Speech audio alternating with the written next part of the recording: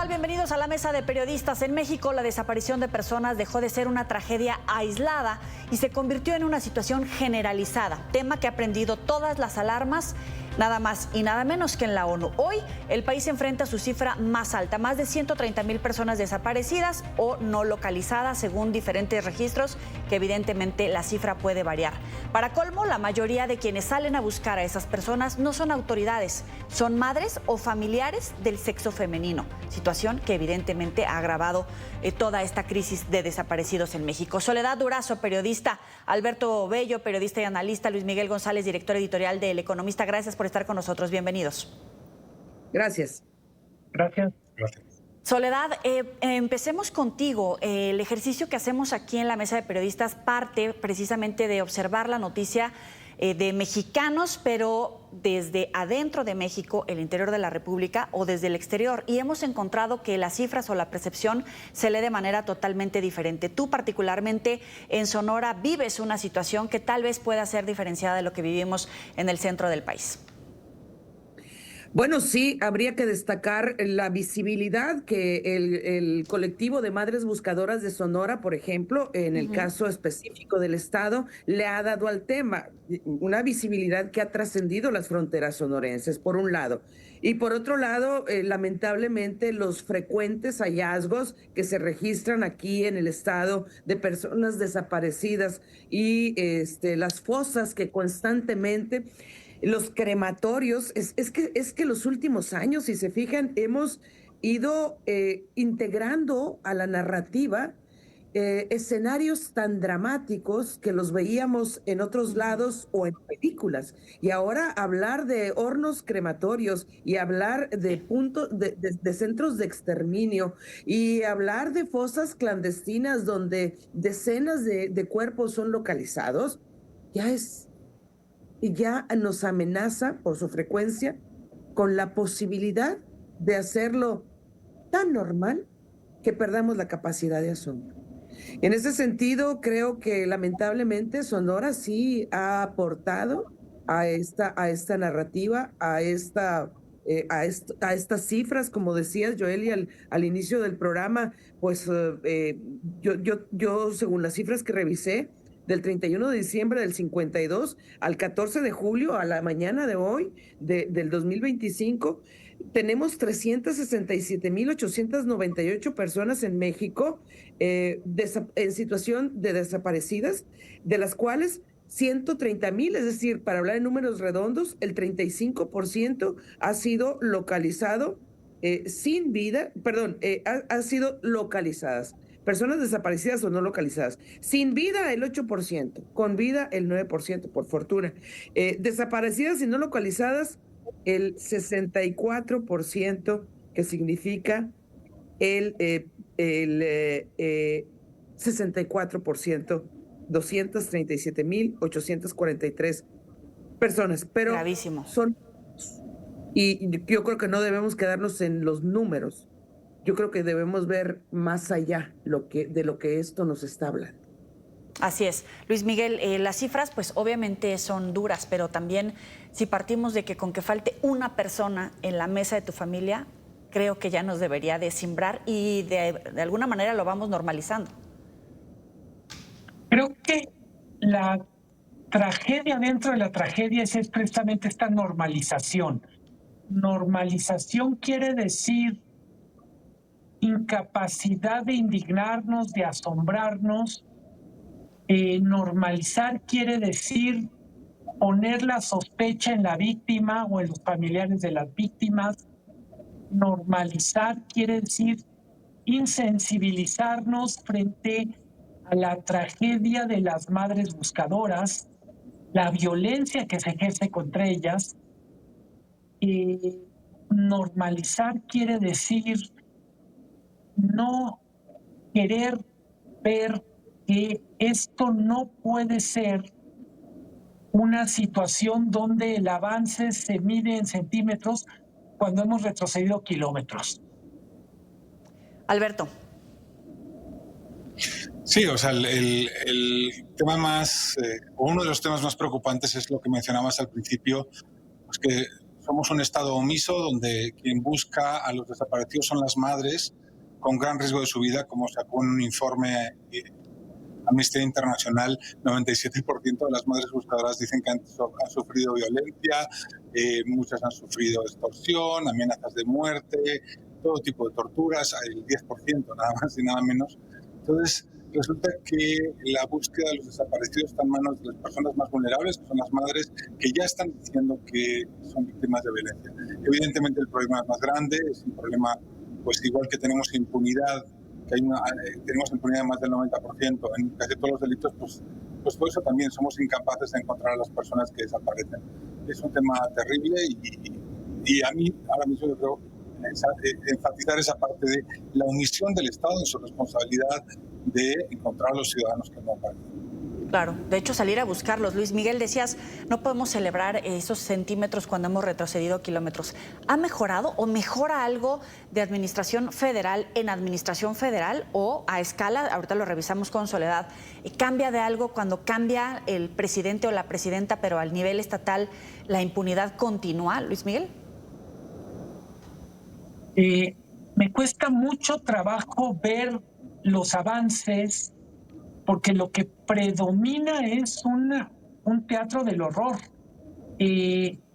Lo que marca estos primeros meses de la administración de Sheinbaum es lo de Teuchitlán, que me parece que nos permitió entender de qué estamos hablando, pero me atrevo a decir, parte de las lecciones que aprendimos en Teuchitlán es el intento desde el Estado de minimizar la tragedia.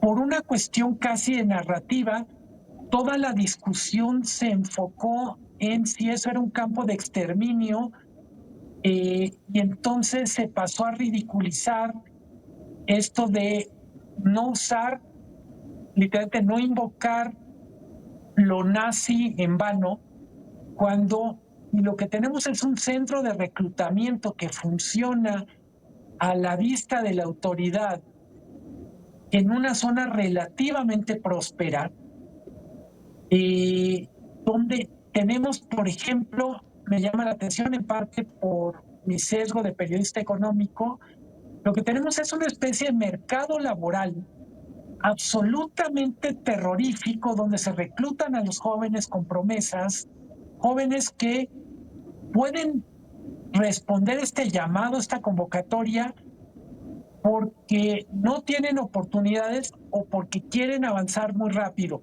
En cualquier caso, tenemos una situación donde un error de juventud se paga carísimo, se paga con la vida o con la salud mental. Claro. Alberto, decía Luis Miguel, el caso Teuchitlán, ahora están las agujas y las madres buscadoras en varios momentos, los colectivos, han dicho, ¿por qué no empezar, por ejemplo, con evitar la recluta de jóvenes, por ejemplo, a través de las redes sociales, o evitar el show mediático de que vaya el fiscal estatal, vaya el fiscal general a Teuchitlán y todo lo que pasó más allá de la búsqueda, particularmente de los jóvenes o de los responsables? Sí, o sea, cuando hablamos de Estado omiso hablamos de esto, de que haga acto de presencia para desactivar redes de... Que sí hubo casos, ¿no? Sí se desactivó alguna red, se tuvieron algunas personas que reclutaban jóvenes por redes sociales. O sea, hay cosas que sí suceden, pero el tamaño del problema es tan grande que pues no lo vemos actuar. Yo creo que en general lo que falta en el gobierno mexicano es tomar la iniciativa, o sea, lo que vamos detrás de lo que sucede, ¿no? Sucede Teuchitlán, entonces se detienen algunos traficantes. Entonces es como que estamos todo el día pensando en términos de comunicación política y comunicación pública y falta un poquito, o sea, yo lo que siento, no falta mucho, es decir, vamos, el problema de fondo es los desaparecidos, la violencia, vamos a atacarlo así y estamos tomándolo así, y no de una manera reactiva, ¿no? Yo creo que eso es lo que extrañamos, una voz que defienda a los desaparecidos, que reciba a las madres, que las apoye, que las proteja. Uy, sí, tienes razón. Soledad, ¿cambia en algo de administración en federal, de Morena, del PRI, del PAN o a nivel estatal, ese tipo de cosas no permean? ¿Y qué tanto ha cambiado, si es que cambió, el hecho de que sea presidenta mujer? Bueno, yo creo que no mucho, los hechos lo demuestran. Ya Luis Miguel hacía referencia hace unos momentos a Teuchitlán, tú hacías referencia a las agujas. Si revisamos los últimos acontecimientos, pues empezaríamos por ejemplo, Alberto hacía referencia a al estudio de Amnistía Internacional, cómo refleja que 97% de las buscadoras han sufrido agresiones, incluyendo amenazas, desplazamientos forzados, torturas, secuestros. Y esto es del 2025, asesinatos. 16 han sido, según el mismo estudio, 16 han sido asesinadas. Solo 17% denuncia ante las autoridades y muchos enfrentan graves secuelas emocionales también, Claro. físicas, emocionales, económicas, no se diga. Si revisamos los últimos meses, ¿qué tenemos? El Rancho Izaguirre, yo creo que multicitado. Tenemos las fosas de las agujas en Zapopan, lo de Morelos, que es Jojutla, ¿verdad? Jojutla, Morelos, donde hallaron cuerpos en el panteón, durante la exhumación en el panteón.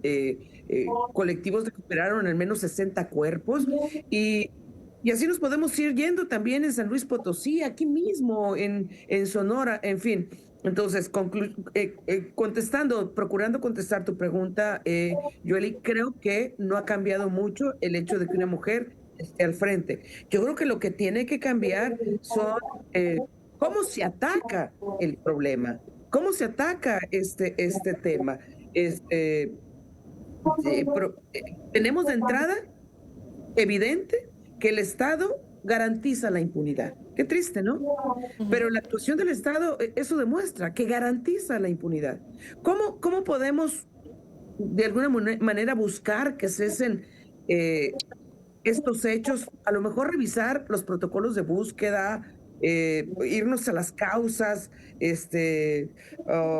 Evidentemente, estos hechos no son posibles si no hay una colusión de parte de las autoridades, de parte de las policías. Si como sociedad no simulamos y nos volteamos a otro lado, si somos indiferentes socialmente hablando, en fin, creo que debemos insistir en las causas. Y yo destaco la participación de los buscadores, Sí. de las buscadoras principalmente, como esos elementos que han venido a demostrarnos una realidad que, por más que queramos ocultar o no ver, ahí está, la visibiliza. Claro. Vamos a hacer una pequeña pausa aquí en la Mesa de Periodistas. Ya volvemos. Mesa de Periodistas por NTN 24, el canal de las Américas. Continuamos en Mesa de Periodistas. Hace unos momentos hablábamos de los estados donde se ha visto reflejado este fenómeno en meses recientes, ya sin contar evidentemente Nuevo León, Veracruz o el Estado de México. ¿Qué pasa, Alberto? ¿Es más grande la red de corrupción e impunidad que incluye a las autoridades o están más organizados en el crimen que en los gobiernos?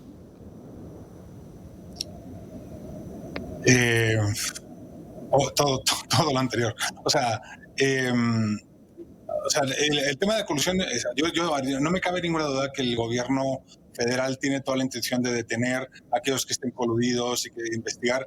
El tema que hemos visto tantas veces y que hemos hablado tanto con la reforma judicial es que no hay capacidad de investigación, los ministerios públicos no tienen recursos, pues tenemos un problema que va más allá de la voluntad, ¿no? Tiene que ver con recursos, o sea, tiene que haber una voluntad política real y poner dinero por delante para resolver los problemas. El crimen organizado evidentemente está muy organizado, lo dice su propio nombre, y eso favorece evidentemente que no se soluciona. Pero para eso se crea el Estado, para eso se crean las policías.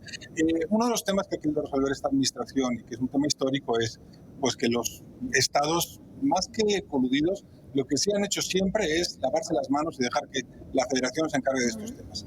Y eso también no puede ser. O sea, también los estados tienen que tener una responsabilidad, las fiscalías tienen que hacer su trabajo y las policías estatales tienen que hacer su trabajo. Y eso es algo que se está intentando desde esta administración, que antes era que no era necesario. Hay que fortalecer las fiscalías. Se supone que las reformas legales que se han hecho más o menos van en ese camino.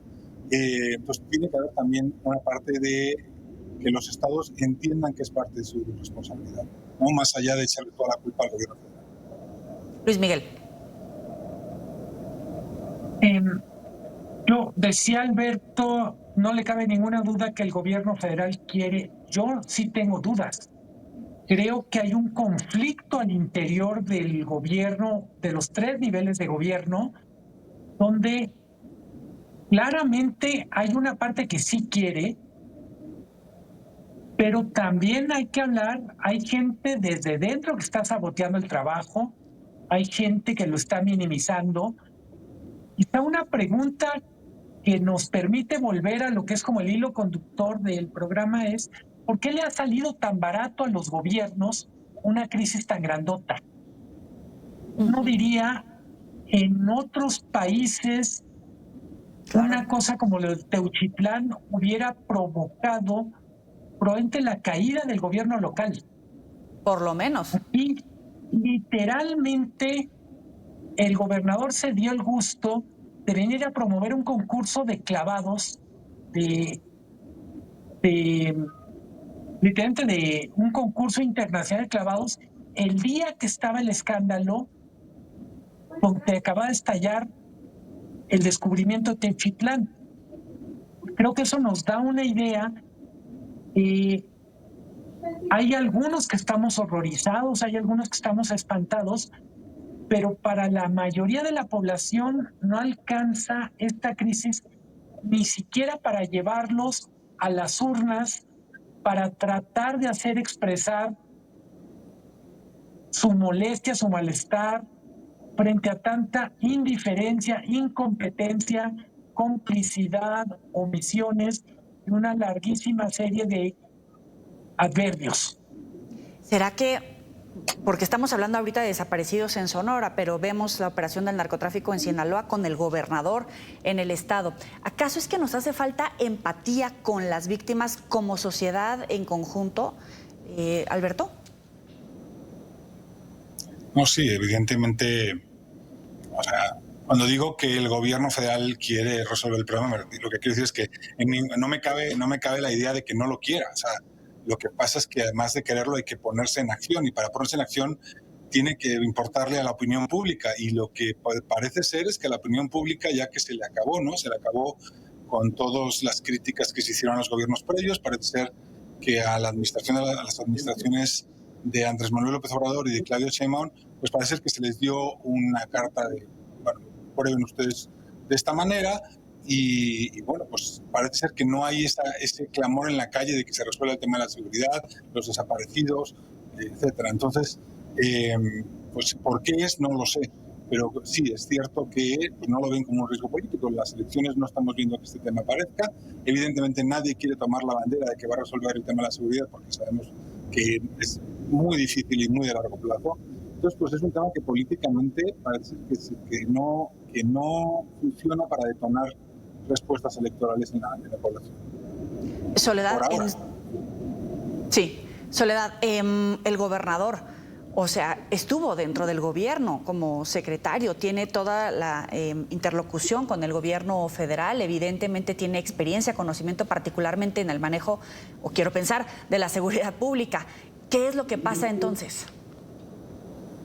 Pues lo que pasa en todo el país es que no podemos ver el de las desapariciones como un hecho accidental. Sí, hay un entramado que confluye para que estemos en esta situación. Y yo empezaría por reiterar el tema de la impunidad. El tema de la impunidad que permite o que garantiza el Estado. El Estado de alguna manera garantiza la impunidad al ser poco productivo en el combate a la delincuencia. Pero también hay que asumir como sociedad una especie de deshumanización Porque ¿cómo es posible que transitemos con tanta indiferencia? Luis Miguel decía ahorita del Rancho Izaguirre, era para que en otros países hubiera caído alguien, por lo menos. Claro. Se hubiera levantado la sociedad.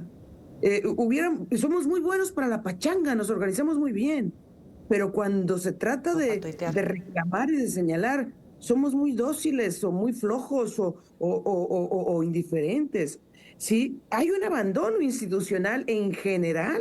Evidentemente, en un estado como el mío, gobernado por un exsecretario de Seguridad, se esperaría que el tema de seguridad pues estuviera bien chaineadito, como decimos coloquialmente. Lamentablemente no es así y los hechos así lo demuestran. Pero no solo es Sonora, es decir, es prácticamente todo el país. Hemos hablado de San Luis Potosí, de Michoacán, de Jalisco, no se diga, en fin, es todo el país. Oye, Luis Miguel, y aparte el tema de revictimizar a cualquier persona que sea levantada y poner en duda si pertenecía a un grupo criminal, si era pareja de un criminal, si era mamá de un criminal, como si el Estado tuviera la facilidad para dejar de lado su obligación de garantizar la seguridad y el simple hecho de es que puede ser que sea un criminal, entonces les dan los derechos para asesinarlos o para desaparecerlos antes incluso de conocer las líneas de investigación. Sí, tienes muchísima razón. Decías la empatía o esta falsa empatía. Vamos a decir, probablemente una cosa es la sociedad y otra son los medios. Lo fácil que reproducimos esas historias. Ojo, yo no estoy diciendo que no tendríamos que hablar de quiénes eran las víctimas, porque me parece que parte del problema es convertir esto en un asunto de ángeles o demonios. Creo que como sociedad tenemos derecho a saber quiénes eran, qué hacían los desaparecidos. Lo que creo que nos ha faltado a los medios es más rigor a la hora de reproducir la historia oficial de quién era una víctima. Yo creo que el trabajo de los periodistas tendría que ir al punto de decir, efectivamente, este señor que desapareció, esta señorita que desapareció, estaba trabajando para un cártel o fue víctima de un malentendido o era totalmente inocente, porque no es lo mismo cada historia. Claro. No le tengo tanto miedo a la revictimización, como lo planteas, Joely, sino a la falta de rigor con el que hacemos nuestro trabajo a la hora de ser caja de resonancia de algunas versiones que con frecuencia son demasiado convenientes para la autoridad, que, como decía Alberto hace rato, ha tenido en la omisión su rol preferido. Y también lo que decía Alberto, y retomo ese punto, ¿no? 97% de las personas que salen a buscar son mujeres. O sea, no es el Estado, no son expertos, son mujeres. Y ya no tuvimos empatía por esos desaparecidos, pero tampoco por las madres o las mujeres que están ahí, Alberto. No, y igual de grave, o sea, igual que hablábamos de Teochitlán como una muestra de que caería un gobierno, que haya 16 o 18 mujeres asesinadas por buscar a sus hijos o por estar en organizaciones de buscadoras, pues eso es algo pavoroso, ¿no? ¿Cuántas madres dejan de buscar a sus hijos porque están amenazadas?